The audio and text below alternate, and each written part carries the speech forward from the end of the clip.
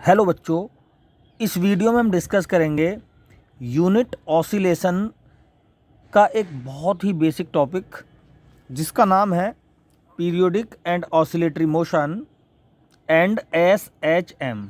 SHM mean simple harmonic motion. ठीक है, तो इस वीडियो में हम इस टॉपिक से रिलेटेड डेफिनेशन डिस्कस करेंगे और जो इसमें एसएचएम यानी सिंपल हार्मोनिक मोशन की कंडीशन है, यानी दूसरे नंबर पर हम terms and condition of SHM discuss करेंगे और तीसरे नंबर पर हम graphical representation of these terms. ठीक है, इन टर्म्स रिलेटेड यानी सिंपल हार्मोनिक मोशन की टर्म्स रिलेटेड उनका ग्राफिकल रिप्रेजेंटेशन शो करेंगे। ठीक है, तो स्टार्ट करते हैं वीडियो को। तो सबसे पहले हम बात करेंगे डेफिनेशन की। तो डेफिनेशन में पीरियोडिक एंड ऑसिलेटरी मोशन किसे कहते हैं? अगर कोई बॉडी अपने पाथ का रिपीटेशन एक कांस्टेंट टाइम के बाद करे, यानी एक फिक्स टाइम इंटरवल के बाद बॉडी अपने पाथ का रिपीटेशन करे, तो ऐसे मोशन को बोलते हैं हम पीरियोडिक मोशन। जैसे सन के चारों तरफ अर्थ अपना रिवॉल्यूशन करती है और एक फिक्स टाइम के बाद अपना पूरा चक्कर पूरा कर लेती है और फिर दोबारा कर अपने पाथ का रिपीटेशन करती है, या वो अपने एक्सिस पे रोटेशन करती है और 24 घंटे में अपना एक रोटेशन कंप्लीट करती है। तो ये किस चीज़ का एग्जाम्पल है? ये है पीरियोडिक मोशन का एग्जाम्पल। दूसरा डायग्राम हमने बना रखा है घड़ी के पेंडुलम का मोशन। घड़ी का पेंडुलम भी अपने एक फिक्स टाइम के बाद अपने पाथ का बार बार रिपीटेशन करता है, तो ये भी क्या हो गया? एक पीरियोडिक मोशन। ठीक है, तीसरे नंबर में डायग्राम बना रखा हमने, किसी पेड़ पर कोई कीड़ा इंसेक्ट चढ़ रहा है और फिर बाद फिसल रहा है, है ना, ऊपर चढ़ना नीचे फिसलना, ऊपर चढ़ना नीचे फिसलना। यानी अगर ये टाइम फिक्स टाइम इंटरवल के बाद इस तरह से अपना मोशन कर रहा है, तो ये भी क्या है? एक पीरियोडिक मोशन, यानी पाथ का रिपीटेशन और फिक्स टाइम इंटरवल। ये दो टर्म ज़रूरी हैं इसको समझने के लिए, पीरियोडिक मोशन को। और लास्ट डायग्राम में हमने स्टेयर पे एक बच्चा खड़ा कर रखा है, यानी ये बच्चा अपने से ऊपर वाले स्टेप पर चढ़ता है। ठीक है, एरो का निशान शो कर रहा है चढ़ना, और फिर अपने पुरानी कंडीशन में आ जाना, यानी स्टेयर के एक स्टेप ऊपर चढ़ना नीचे आना, ऊपर चढ़ना नीचे आना। अगर इस स्थिति में मोशन कर रहा है और पाथ का तो रिपीटेशन यहाँ भी हो रहा है, यदि यहाँ पर भी टाइम फिक्स है, तो ये भी क्या है? एक पीरियोडिक मोशन। ठीक है, तो ये तो रही बात बच्चों पीरियोडिक मोशन की। दूसरा है ऑसिलेटरी मोशन। ऑसिलेटरी मोशन में रिपीटेशन ऑफ पाथ भी होता है फिक्स टाइम इंटरवल में, लेकिन उसमें ऑब्जेक्ट एक फिक्स पॉइंट के इधर उधर मोशन करता है। ठीक है, और फिक्स टाइम इंटरवल के बाद अपने पाथ का रिपीटेशन करता है। तो जैसे इस सेकंड एग्जांपल में ये ये जो घड़ी का पेंडुलम है, ये एक मीन पोजीशन के इधर और उधर मोशन कर रहा है, और ये पीरियोडिक मोशन के एग्जाम्पल में भी हमने बताया था, लेकिन ये ऑसिलेटरी भी है, यानी इसमें एक मीन पॉइंट है, इसके इधर उधर एक फिक्स टाइम इंटरवल के बाद पार्टिकल अपने पाथ को रिपीट कर रहा है, तो फिक्स पॉइंट आ गया। ठीक है, तो ये क्या हो गया यहाँ पर? अपने आप में एक ऑसिलेटरी मोशन हो गया। ठीक है, तो टू एंड फ्रो, या तो इधर या उधर। इस कंडीशन में देखें जरा, ये कीड़ा एक बार ऊपर चढ़ गया एक बार नीचे, यानी अपनी दिशा चेंज कर रहा है ना लगातार। तो यहाँ पर भी क्या है? अगर कोई मीन पोजीशन बन जाती है इसमें भी, जैसे ये एक मीन पॉइंट है, ये मीन पॉइंट है, इसके ऊपर जाना, फिर ये इसके नीचे चला जाना, या फिर दोबारा कर इसके इस पॉइंट पे आ जाना, फिर ऊपर जाना, तो ये तो हो गया इसका ऑसिलेटरी मोशन। ठीक, और यदि कीड़ा यहाँ से यहाँ पे चढ़ता है, फिर यहीं पे आ जाता है, फिर चढ़ता है, फिर यहीं, तो ये पीरियोडिक मोशन है इस कंडीशन में। जैसे अर्थ रिवॉल्यूशन में घूमती है और फिर अपनी इनिशियली पोजीशन पर आ जाती है, फिर दोबारा कर चक्कर लगाती है और फिर अपनी इनिशियल पोजीशन पर आ जाती है। तो अगर पार्टिकल इनिशियल पोजीशन से यहाँ पर गया, फिर दोबारा कर इनिशियल पोजीशन पर आ गया, तो ये कैसा मोशन है? एक पीरियोडिक मोशन है। ठीक है, यहाँ पर बच्चा इनिशियल पोजीशन से दूसरे स्टेप पे आ गया और फिर अपर स्टेप से फिर लोअर स्टेप पे, तो ये भी कैसा मोशन है? एक पीरियोडिक मोशन है। इसमें भी मीन पॉइंट्स इसमें नहीं है। तो अगर हम इनको ग्राफ से समझें तो ये एक, देखो, अगर मैं डिस्प्लेसमेंट और टाइम के बीच में ग्राफ ड्रॉ करूं इस कंडीशन में, तो टाइम तो लगातार बढ़ेगा ही बढ़ेगा। तो जो इंसेक्ट कीड़ा है वो डिस्प्लेसमेंट को क्या कर रहा है? डिस्प्लेसमेंट इसने क्या कर दिया, अप्रोच कर दिया कुछ, तो वो ये ग्राफ आएगा, ठीक है। फिर तुरंत ये बैक मार जाता है, यानी अपने डिस्प्लेसमेंट को जीरो कर देता है कुछ टाइम में, तो ये इस तरह से ग्राफ आ गया। तो ये एक ट्रायंगुलर ग्राफ आ गया। ये क्या शो कर रहा है, ये पीरियोडिक मोशन को शो कर रहा है, ठीक है। तो दूसरी कंडीशन में अगर ये जो कीड़ा है ये यहाँ से अपर पोजीशन में जाकर फिर इस मीन पोजीशन को मानकर अगर डाउनवर्ड डायरेक्शन में चला जाए तो ग्राफ कुछ इस तरह से आ सकता है इसका, ऐसे, और यहाँ पे जाके फिर बैक में जाएगा ये, यानी ये प्लस एक्स है ये डायरेक्शन, और ये माइनस एक्स अगर मैं मानूँ इसको, तो इस तरह से टाइम चली रहा है इस तरह से, तो ये इस तरह से ये ट्रायंगुलर वेव है, ठीक है। फिर दोबारा कर मीन पोजीशन पर आकर फिर अपर पोजीशन पर जाएगा और फिर दोबारा कर ये जीरो पे आ जाएगा। ये एक ऐसी कंडीशन बन जाती है। यहाँ पर देखें ज़रा, यहाँ पर ये बच्चा स्टेयर पे जाता है, यानी कुछ टाइम में पहले तो ये अब कुछ टाइम तक तो ये यहीं पर है, ठीक है।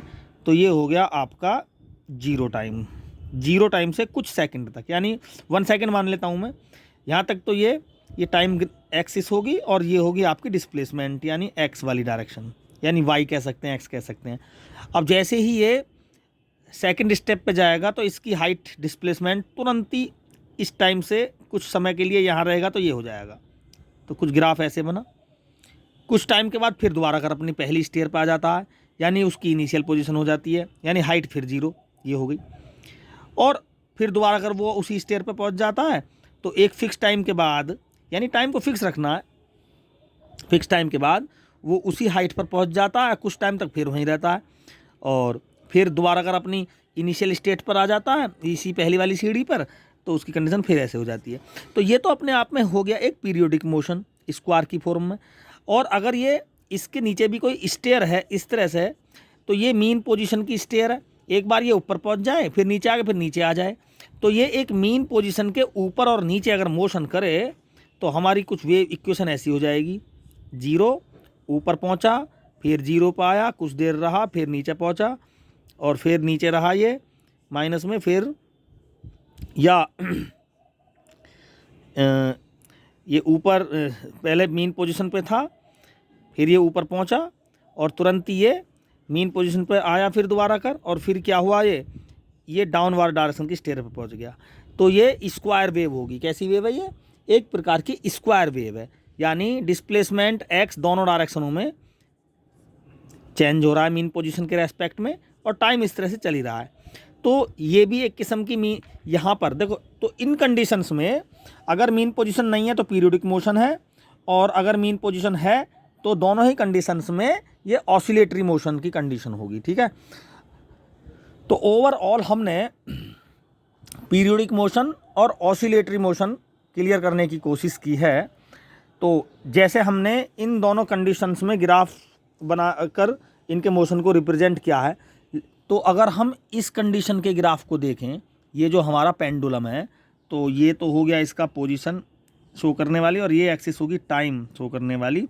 तो हम इसमें देखेंगे, इसमें मीन पोजीशन के टू एंड फ्रो मोशन हो रहा है, ठीक है, और साथ में कुछ और भी हो रहा है। इसमें लगातार एक्सेलेरेशन और वेलोसिटी जो पार्टिकल की है वो चेंज हो रही है। तो कुछ इस तरह से हो रही है।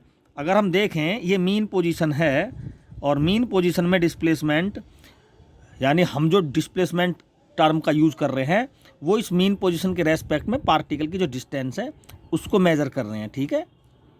मीन पोजीशन से ये जो डिस्टेंस है, तो ये मीन पोजीशन के सीधे हाथ पे है तो ये प्लस ए कह सकते हैं इसको, और ये मीन पोजीशन के नेगेटिव पर है तो ये माइनस ए डिस्टेंस। यानी अब याद रखना, मीन पोजीशन के लेफ्ट हैंड पर ये नेगेटिव डिस्प्लेसमेंट होगा और मीन पोजीशन के राइट हैंड पर ये पॉजिटिव डिस्प्लेसमेंट होगा। ओवरऑल टाइम बराबर जीरो पर डिस्प्लेसमेंट जीरो है। जैसे जैसे टाइम बढ़ेगा वैसे वैसे मैंने मान रहा हूँ पार्टिकल इस डायरेक्शन में मोशन कर रहा है, यानी पॉजिटिवली ये डिस्प्लेसमेंट इंक्रीज हो रहा है, ठीक है। एक्स की वैल्यू बढ़ रही है और मैक्सिमम वैल्यू एक्स की ए हो जाएगी, ये हमें एज्यूम रखना है।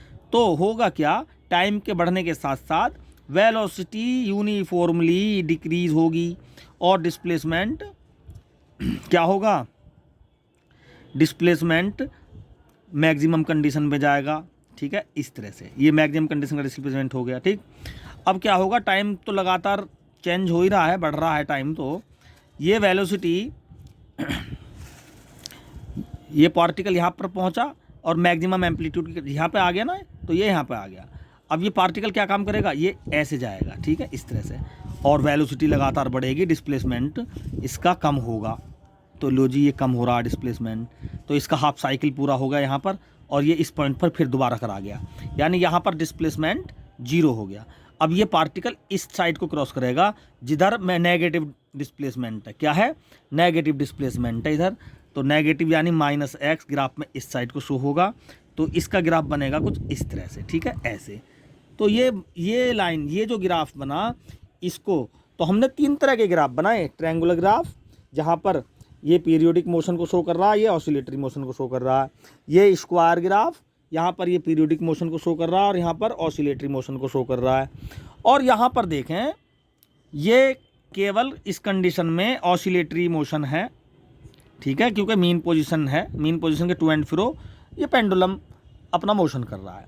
तो इनमें फ़र्क क्या है, देखें ज़रा, देखो इन सभी में वेलोसिटी कांस्टेंट है, ठीक है, पार्टिकल की वेलोसिटी कांस्टेंट है, इसमें भी और इसमें भी, ठीक है। एक्सेलरेशन भी कांस्टेंट होगा, इसका मतलब एक्सेलरेशन होगा ही नहीं बल्कि 0 होगा, क्योंकि वेलोसिटी कांस्टेंट है। लेकिन इस कंडीशन में क्या है, इस कंडीशन में वेलोसिटी भी लगातार चेंज हो रही है और एक्सेलरेशन भी चेंज हो रहा है, ठीक है, इसलिए ये एक विशेष प्रकार का मोशन होगा, ठीक है।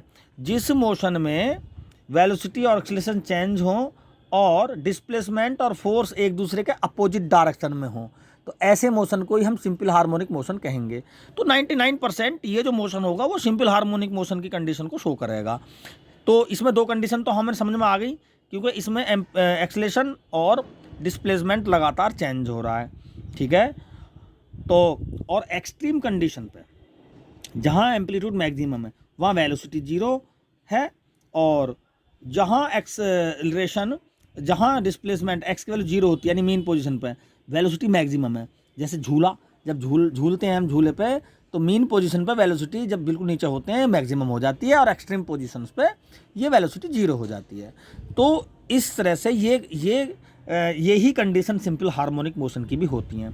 सिंपल हार्मोनिक मोशन की एक और बहुत ज़बरदस्त कंडीशन है, मैं आपको बताऊं, जो फोर्स होता है वो और डिस्प्लेसमेंट वो आपस में एक दूसरे के अपोजिट होने चाहिए, ठीक है।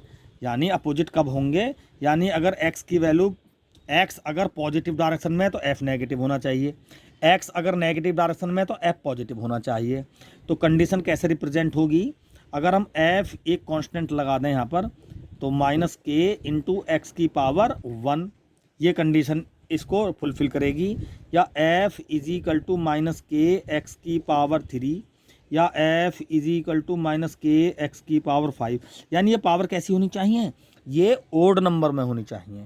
इससे क्या होगा, इससे हमारा सिंपल हार्मोनिक मोशन की कंडीशन फुलफिल होगी, और सिंपल हार्मोनिक मोशन में जो होगी वो इक्वेशन जो होगी वो इसी टाइप की कुछ इस तरह से होगी, यानी यही होगी। तो वो कैसे, ज़रा देखें, देखो जब पार्टिकल हमारा पॉजिटिव साइड को मोशन में कर रहा है, तो यहाँ पर x कैसा हो जाएगा, प्लस का हो जाएगा, तो x पॉजिटिव लेंगे, तो x जब पॉजिटिव लेंगे तो f क्या हो जाएगा, नेगेटिव हो जाएगा, बोलो। दूसरा, अब हम देख रहे हैं इस अपने पार्टिकल को नेगेटिव डायरेक्शन में, तो x की वैल्यू कैसी होगी, बोलो, यहाँ पर नेगेटिव होगी। तो जब x की वैल्यू नेगेटिव होगी तो फोर्स पॉजिटिव होना चाहिए, तो x की वैल्यू -x होगी, तो माइनस क्या हो जाएगा, प्लस, तो f क्या हो गया, पॉजिटिव हो गया। इसका मतलब ये इक्वेशन सेटिस्फाई कर रही है, ठीक है भाई। हम देख रहे हैं ना, जब ये सिंपल हार्मोनिक मोशन, ये मतलब सॉरी ऑसिलेटरी मोशन हो रहा है इसमें पेंडुलम में, तो यहाँ पर आते आते डिस्प्लेसमेंट मैक्सिमम हो गया और ये रुक गया। एक्सट्रीम पोजीशन पे बॉब जो पार्टिकल है पेंडुलम का, ये मोशन करता हुआ 0 होगी वेलोसिटी, ठीक है, और डिस्प्लेसमेंट मैक्सिमम हो गया, यानी डिस्प्लेसमेंट बढ़ रहा है और फोर्स उस पर 0 हो गया। और जब यहाँ देखें मीन पोजीशन पे, इस पर डिस्प्लेसमेंट 0 है और फोर्स यहाँ पर वेलोसिटी सबसे ज़्यादा है, यानी फोर्स मैक्सिमम कंडीशन में पहुँच रहा है। इसका मतलब ये हुआ, फोर्स और ऐसी इक्वेशन को शो करेगा, ये जो तुम्हारा और ये जो पेंडुलम का मोशन है, जिसमें फोर्स और एक्स एक दूसरे के, फोर्स और डिस्प्लेसमेंट मीन पोजीशन के रेस्पेक्ट में डिस्प्लेसमेंट और फोर्स एक दूसरे के कैसे होंगे, अपोजिट डायरेक्शन में होंगे। ठीक है, अब देखो हमें ना ये भी लिखी है इक्वेशन, एक्स की पावर 3 और 5 भी लिखी है। ये मैंने 3 और 5 ही क्यों लिखी, 4 और 6 क्यों नहीं लिखी, देखते हैं ज़रा। अब एक्स की वैल्यू को हम करेंगे पॉजिटिव, तो एफ नेगेटिव आना चाहिए। तो पॉजिटिव वैल्यू की पावर 3 पॉजिटिव देगा, जब पॉजिटिव देगा तो माइनस की मल्टीप्लाई करके एफ नेगेटिव हो जाएगा। और जैसे ही हम पार्टिकल को नेगेटिव डायरेक्शन में लेंगे, यानी मीन पोजीशन के इधर लेंगे, तो एक्स कैसा हो जाएगा बोलो, नेगेटिव डायरेक्शन में एक्स हो जाएगा नेगेटिव। तो जब एक्स की वैल्यू नेगेटिव लेंगे हम, तो फोर्स पॉजिटिव होना चाहिए। तो जब हम एक्स की वैल्यू को नेगेटिव ले लेंगे, तो नेगेटिव एक्स की वैल्यू जब ऑड नंबर में होगी तो वो नेगेटिव वैल्यू देगी, और नेगेटिव वैल्यू जब आएगी और नेगेटिव माइनस में मल्टीप्लाई करके प्लस हो जाएगा। इसका मतलब क्या हुआ, जब एक्स को हम नेगेटिव डायरेक्शन में लेंगे तो फोर्स कैसा हो जाएगा, उस कंडीशन में पॉजिटिव हो जाएगा। ठीक है, तो ओवरऑल एक्स की पावर 5 पॉजिटिव डायरेक्शन में, एक्स की पावर कुछ भी, एक्स की वैल्यू कुछ भी हो, 5 चढ़ाएंगे उसके पावर तो पॉजिटिव ही होगा, तो एक्स की वैल्यू पॉजिटिव हो जाएगी, तो फोर्स नेगेटिव हो जाएगा। लेकिन जब लेफ्ट साइड में देखेंगे तो एक्स की पावर 5 यानी एक्स की वैल्यू नेगेटिव लेंगे, और ओड नंबर में अगर पावर होंगी तो एक्स की वैल्यू नेगेटिव ही आएगी। जब एक्स की वैल्यू नेगेटिव आएगी तो माइनस की वैल्यू और वो वाली एक्स की वैल्यू नेगेटिव, माइनस माइनस क्या हो जाएगा, प्लस, यानी डिस्प्लेसमेंट और फोर्स आपस में एक दूसरे के क्या हो जाएंगे, अपोजिट। यानी एक्स नेगेटिव लेंगे, यानी इस साइड में होगी एक्स की वैल्यू तो एफ पॉजिटिव, और इस साइड में होगी एक्स की वैल्यू तो एफ नेगेटिव हो जाएगी। तो ओवरऑल हमारी जो इक्वेशन बन गई है, ये बन जाएगी F is equal to minus k x की पावर एन, जहाँ एन हो जाएगा 1, 3, 5 इस तरह से। तो एन की वैल्यू ज़्यादातर हम 1 लेते हैं, तो एफ बन गया माइनस के एक्स, एफ बराबर माइनस के एक्स। ठीक है, तो ये एक मेन इक्वेशन हो गई जो ये मोशन भी सेटिस्फाई कर रहा है इस इक्वेशन को। ठीक है, तो यहाँ पर इसका मतलब ये होगा सिंपल हार्मोनिक मोशन में हम इस इक्वेशन को हमने एक नई इक्वेशन यहाँ पर ये बना ली है। ठीक है, लगातार एक्सेलरेशन चेंज हो रहा है, लगातार डिस्प्लेसमेंट चेंज हो रहा है, तो हम न्यूटन्स का लॉ भी लगाएंगे। एफ की जगह क्या लिख देंगे, एम इंटू ए, और एफ की जगह एम इंटू ए लिख के हम माइनस के एक्स लिख देंगे, और यहाँ से हम ए की वैल्यू फाइंड करेंगे माइनस के अपॉन एम इंटू एक्स। अब देखो यहाँ से ये के अपॉन एम क्या है बच्चों, ये भी एक कांस्टेंट है। ठीक है, तो ये कांस्टेंट जो है, अगर हम इसको डायमेंशनली सोल्व करें तो ये एंगुलर वेलोसिटी की टर्म में कुछ इस तरह से आएगा, ए इज इक्वल टू माइनस का साइन ओमेगा स्क्वायर एक्स। तो ये ओमेगा क्या, एंगुलर वेलोसिटी, ये भी कांस्टेंट है। ठीक है, तो सिंपल हार्मोनिक मोशन में एंगुलर वेलोसिटी कांस्टेंट होती है, ये हम याद रखना है हमें।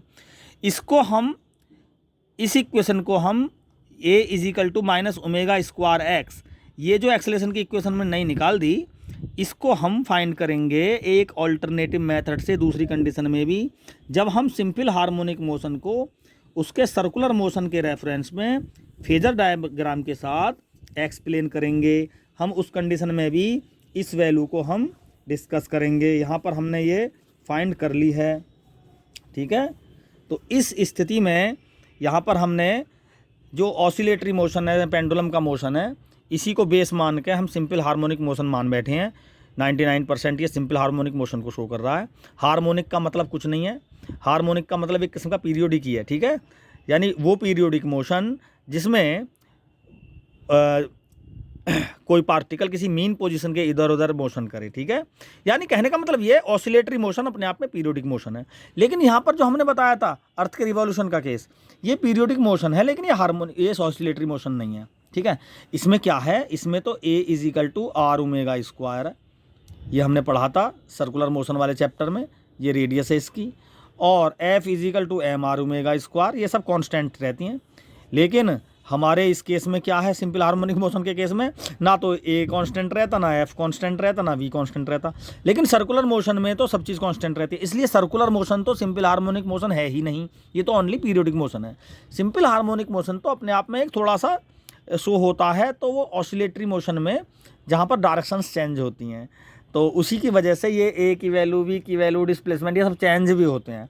तो हमने बहुत सारे ऑसिलेटरी मोशन भी पढ़ाए, लेकिन ऑसिलेटरी मोशन, सभी oscillatory motion simple harmonic motion नहीं होते, क्योंकि सभी ऑसिलेटरी मोशन में एक्सेलरेशन, वेलोसिटी, डिस्प्लेसमेंट ये चेंज नहीं होते। ठीक है, मतलब मेनली डिस्प्लेसमेंट तो चेंज होना ही होना चाहिए, और डिस्प्लेसमेंट के साथ एक्सेलरेशन और वेलोसिटी भी चेंज होनी चाहिए। तो इस कंडीशन में हमने अब तक दो फॉर्मूले पढ़े, F is equal to minus k x जो सिंपल हार्मोनिक मोशन को रिप्रेजेंट कर रहा है, दूसरा a is equal to minus omega square x. ठीक है, अब एक्सेलरेशन भी मिल गया और इस पर काम करने वाला फोर्स भी मिल गया। अब हम देखेंगे इस मोशन में वेलोसिटी कैसे वेरी हो रही है। ठीक है, तो एक्चुअली कहानी क्या है, ये जो सिंपल हार्मोनिक मोशन मैंने शो किया है, ऑसिलेटरी मोशन को मैंने बताया है कि ये पेंडुलम का मोशन जो है ये एक किस्म का सिंपल हार्मोनिक मोशन ही है 99%, और इसका मैंने एक वेव डायग्राम भी बनाया है। तो ऐसी जो वेव होती है वो साइन वेव होती है, और साइन वेव का जो फॉर्मूला होता है वो होता है y is equal to a sine theta, theta यानी ओमेगा टी, थीटा यानी omega t, theta angular displacement, rate change of angular velocity, theta is equal to omega t, omega upon t, omega is equal omega is equal to angular displacement upon t, theta upon t, तो theta हो गया omega t, y is equal to a sine omega t. इस तरह की wave को हम 11th class में हमने स्टार्टिंग वेव मैकेनिक्स के वेव में अगर हम पढ़ें तो ये साइन वेव ही होती है। तो इसी इक्वेशन को भी हम डिस्कस करेंगे फेजर डायग्राम की वीडियो में, जिसमें हम सिंपल हार्मोनिक मोशन को फेजर डायग्राम के अकॉर्डिंग एक्सप्लेन करेंगे। ठीक है, तो ये अपने आप में एक सिंपल हार्मोनिक मोशन की इक्वेशन होती है, और हम इस इक्वेशन को भी प्रूव करेंगे नेक्स्ट वीडियो में कि ये इक्वेशन कैसे आई। ठीक है, और इस इक्वेशन की मदद से भी हम ए की वैल्यू को फाइंड करेंगे, ये a is equal to minus omega square x जो अभी ड्राइव किया हमने, और इसके बाद में वी की वैल्यू यानी इस मोशन में वेलोसिटी क्या होती है उसको भी डिस्कस करूंगा। तो वेलोसिटी जब डिस्कस करूंगा तो वो वेलोसिटी का जो फॉर्मूला आएगा वो इस इक्वेशन से भी आएगा। ठीक है, तो जो कि नेक्स्ट लेक्चर में होगा। तो अब मैं बात करूंगा वेलोसिटी कैसे फाइंड करें जी इसकी। तो भाई वेलोसिटी कैसे फाइंड करें देखें जरा। तो हमें तो पता है a is equal to minus omega square x, और ए की जगह लिख सकता हूँ मैं डी वी बटे डी एक्स बराबर माइनस ओमेगा स्क्वायर एक्स। अब कैसे करें, तो हमारे पास कुछ कैसे वेलोसिटी कैसे बनाएं। तो अगर मैं क्या करूं, इसमें d v upon d x तो है ही, मैं दोनों तरफ इसमें ए को d v upon d t कहते हैं, sorry d v upon d t, अगर डी एक्स की मल्टीप्लाई और डिवाइड कर दूं इसमें d v upon d t into d x की मल्टीप्लाई और डी एक्स की डिवाइड कर दूं तो हमें कुछ मिलने वाला है यहाँ से माइनस का। D v upon d x तो वी हो गया, sorry d v upon d t. ठीक है, तो डी एक्स ये टर्म तो इधर ले लेंगे और d x upon d T को वी लिख देंगे। ठीक है, D x upon d T क्या होता है वी, तो D x upon d T की जगह वी लिख सकता हूँ और इंटू डी वी, और ये डी एक्स इधर आ जाएगा minus omega square x into d x. ठीक है, इस तरह से हम लिख सकते हैं इसको। v को लिख सकता हूँ मैं v square by two, integration कर दिया मैंने इसका, minus omega square into x d x को लिख सकता हूँ एक्स स्क्वायर बाई टू।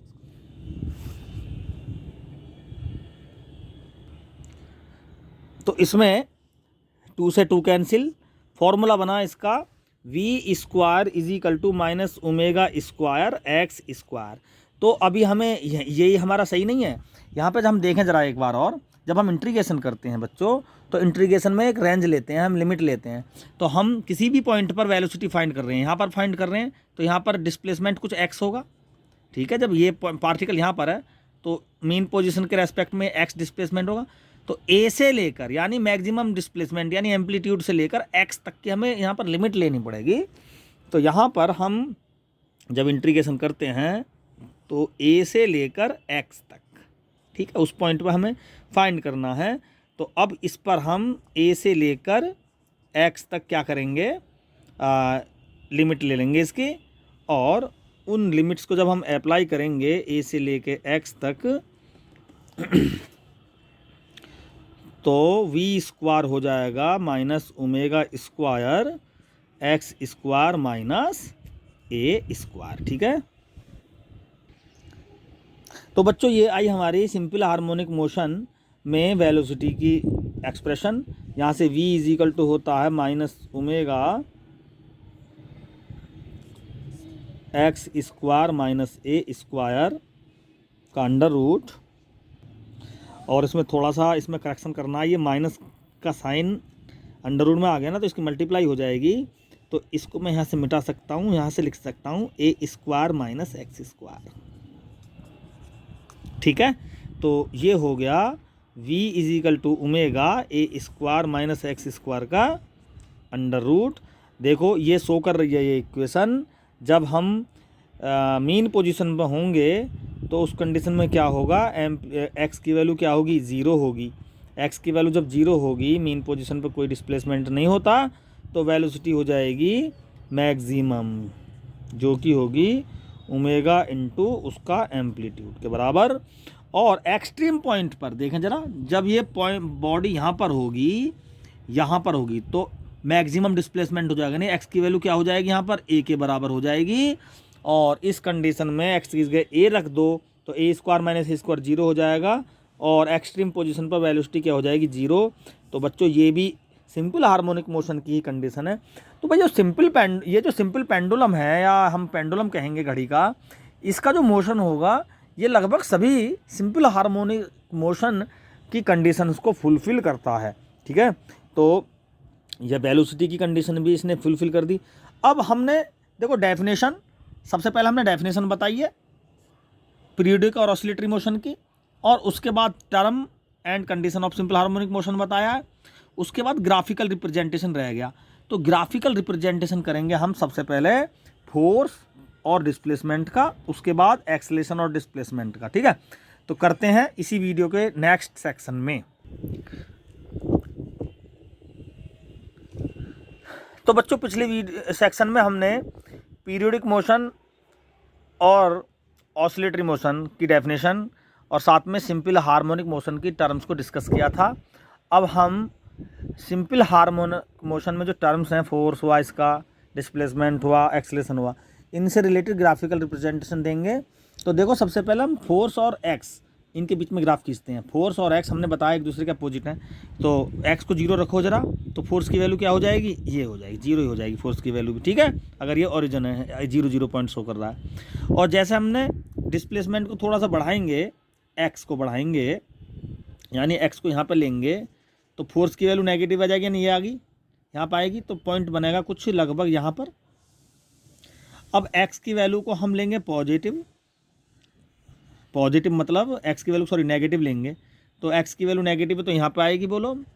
तो जब x नेगेटिव होगा तो फोर्स क्या हो जाएगा, माइनस माइनस प्लस पॉजिटिव, यानी यहाँ पे आएगा, तो पॉइंट बन जाएगा कुछ यहाँ पर कट, तो लाइन शो होगी ये वाली। ठीक है, ऐसे, तो कुछ इस तरह से ग्राफ बन जाएगा इसका। सेम इसी तरह से एक्सेलरेशन और डिस्प्लेसमेंट का भी ग्राफ होगा। ठीक है, तो ये तो हुआ एक्सेलरेशन और फोर्स का डिस्प्लेसमेंट के साथ ग्राफ। अब वेलोसिटी का और देखते हैं साथ में। तो वेलोसिटी हमें पता है, actually velocity v square is equal to omega square into a square minus x square, ये इक्वेशन आई थी। अब v square upon omega square हम लिख सकते हैं इसको a square minus x square में। क्लियर, अब ये एक्स स्क्वायर वाली टर्म इधर ले लें, तो ये हो जाएगा v square upon omega square plus x square बराबर ए स्क्वायर। अब यहाँ पर ए स्क्वायर को भी अपॉन में ले लो, तो ये हो जाएगा v square upon omega square a square plus x square upon a square बराबर 1। देखो ये जो इक्वेशन है ये एक इलिप्टिकल इक्वेशन है, तो ये इलिप्टिकल इक्वेशन का मीन्स है कि ये इस तरह से शो कर रहा है, वेलोसिटी इस तरह से वेरी होगी। यानी जो इक्वेशन है, ये क्वेश्चन आता है कि ये जो वेलोसिटी की इक्वेशन है ये सर्कुलर मोशन को शो कर रही है, इलिप्टिकल को, पैराबोलिक, तो आंसर लगाएंगे हम इलिप्टिकल मोशन पे। ठीक है, तो ये इलिप्टिकल मोशन को शो करती है। यहाँ पर हम वेलोसिटी को जीरो कर दो, देखो इस इक्वेशन में वेलोसिटी को जीरो कर दो, तो वेलोसिटी जीरो का मतलब है यहाँ पे एक एक्सिस को हम वेलोसिटी मान लेंगे और दूसरी को डिस्प्लेसमेंट मानेंगे, तो इसको वेलोसिटी मान लेते हैं और इसको डिस्प्लेसमेंट मान लेते हैं। तो डिस्प्लेसमेंट को जीरो कर दो, तो ये यहाँ पे आ गया। ठीक है, ये एक्स की वैल्यू जीरो हो गई, तो इस कंडीशन में ये यहाँ पर टच कर रही है, यानी वेलोसिटी क्या हो गई, मैक्सिमम, यानी डिस्प्लेसमेंट जीरो, यानी मीन पोजीशन कंडीशन में वेलोसिटी क्या हो जाएगी, मैक्सिमम हो जाएगी, जीरो डिस्प्लेसमेंट की कंडीशन में। और जब डिस्प्लेसमेंट मैक्सिमम होगा, यानी यहाँ पर होगी बॉडी, तो ये वेलोसिटी का कहाँ टारगेट कर रहा है, एक्स को यहाँ पर काट रहा है, तो वेलोसिटी जीरो हो जाएगी। यानी एक्सट्रीम पोजीशन पे, यानी एम्पलीट्यूड की कंडीशन में ये वेलोसिटी जो पार्टिकल की है वो जीरो हो जाएगी। ठीक है, तो ओवरऑल ये ग्राफ इलिप्टिकल मोशन को शो करता है, वेलोसिटी की इक्वेशन इलिप्टिकल मोशन को शो करती है, और सिंपल हार्मोनिक मोशन में जो कंडीशन है कि मैक्सिमम डिस्प्लेसमेंट पर वेलोसिटी जीरो और मिनिमम डिस्प्लेसमेंट पर वेलोसिटी मैक्सिमम, तो ये कंडीशन भी यहाँ पर फिलफिल हो रही है। तो हम आशा करते हैं कि ऑसिलेशन की पहली वीडियो में जो हमने ये बेसिक टर्म डिस्कस किए हैं ये आपको काफ़ी समझ में आ गई होंगी। अब हम जो ऑसिलेशन है उसके सेकंड वीडियो को प्रिपेयर करेंगे, जिसमें हम इन्हीं टर्म्स को और फेजर डायग्राम के अकॉर्डिंग, यानी एक सर्कुलर मोशन के रेफरेंस में उसके प्रोजेक्शन के अकॉर्डिंग समझेंगे। तो उसके लिए वेट करें, इसके बाद वो वीडियो मैं प्रिपेयर करूँगा। Thank you.